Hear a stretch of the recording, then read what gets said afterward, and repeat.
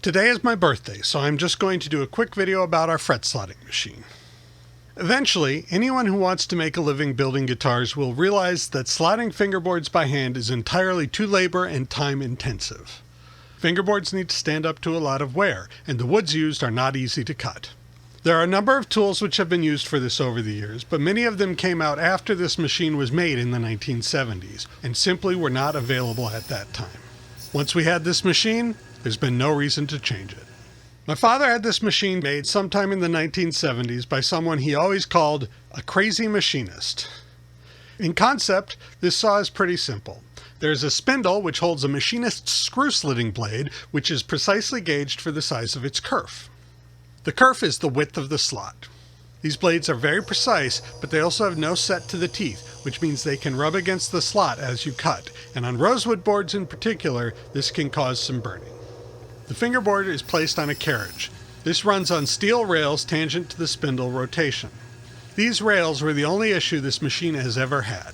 The original machinist had made this carriage using linear ball bearings, and dust got into the bearings and wreaked havoc.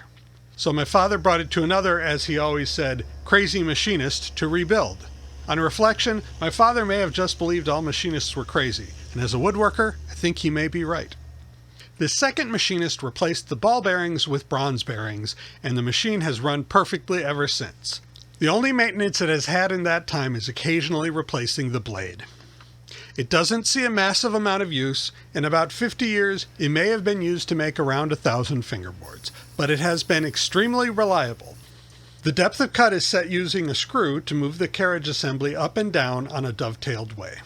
As a guitar builder, I like that it's a dovetail. The position of the fret slots is controlled using a small metal fin on a wooden board. This engages with the slot on the back of our scale length jigs. The board can move left and right on the carriage, which allows us to set the nut width as we slot an already radiused and tapered fingerboard. Our machine allows us to cut any scale length by simply changing jigs, which has been quite valuable to us as a repair shop. Please like, share, and subscribe, and leave comments with any questions. We have t-shirts on the website and can do same-day setups on Saturdays. Thank you for watching, have a nice day, and enjoy your guitar.